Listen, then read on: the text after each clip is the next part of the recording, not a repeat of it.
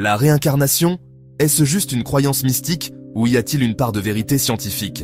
Cette idée fascinante, au cœur de l'hindouisme, pourrait bien changer votre vision de la vie et de la mort. Depuis des millénaires, l'hindouisme parle de samsara, un cycle de vie successive influencé par nos actions passées, le karma. Mais ce n'est pas juste une affaire de religion. La science s'y intéresse aussi, avec des cas réels troublants qui interrogent.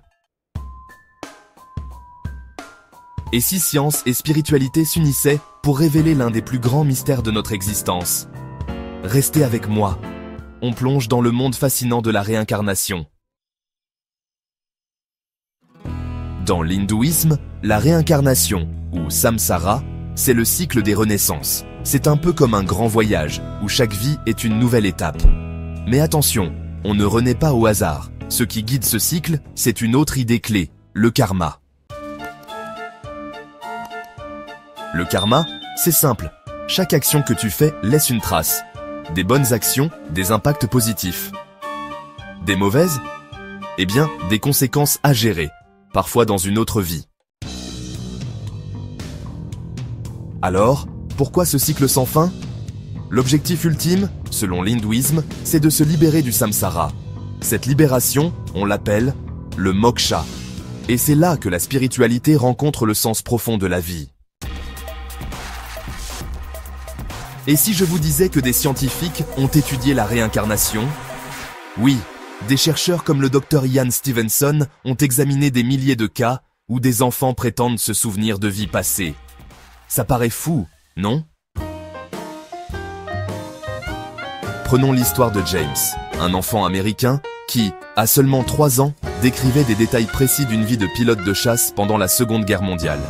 Une vie qu'il n'avait jamais vécue dans cette existence. Alors, ces cas prouvent-ils la réincarnation? Pas exactement. Mais ils ouvrent des questions fascinantes. Comment ces enfants peuvent-ils décrire des détails qu'ils n'ont jamais appris? Et vous? Ces récits vous font-ils douter? Ou croyez-vous déjà que la réincarnation est plus qu'une simple idée spirituelle? Quand on parle de réincarnation, deux visions s'affrontent souvent.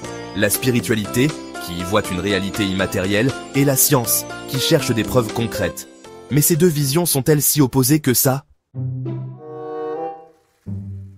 La science, avec des études comme celle du Dr Ian Stevenson, est fascinée par des cas inexplicables, comme des enfants se souvenant de détails précis de vies passées.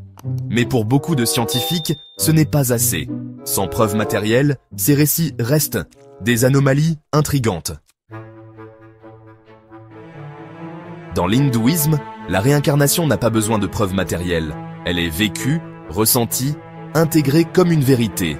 Pour les sages hindous, ce qui compte, ce n'est pas de prouver, mais d'explorer ce que cette idée peut nous apprendre sur nous-mêmes et notre connexion à l'univers. Alors, qu'est-ce qu'on peut retenir? La réincarnation, selon l'hindouisme, n'est pas seulement une croyance. C'est une invitation à repenser notre place dans l'univers, nos actions et leur impact. Et du côté de la science, même si elle n'a pas toutes les réponses, elle ouvre des pistes fascinantes. Et toi, comment vois-tu la réincarnation? Une vérité spirituelle? Une anomalie scientifique? Ou les deux? Peu importe ce que tu crois, ce qui compte, c'est ce que cette idée t'apporte dans ta propre quête de sens. Explore ton propre chemin. Si cette exploration t'a touché ou fait réfléchir, partage tes pensées en commentaire. Abonne-toi pour continuer ce voyage fascinant avec nous et n'oublie jamais, le mystère est peut-être en toi. Au final, la réincarnation n'est peut-être pas une question à laquelle il faut répondre, mais une invitation à explorer. Explorer qui nous sommes, d'où nous venons et où nous allons. Et toi, qu'en penses-tu? Partage ton avis en commentaire. Abonne-toi pour continuer ce voyage à la découverte des mystères de la vie et de l'univers. Ta quête, c'est ta vérité, et elle mérite d'être explorée.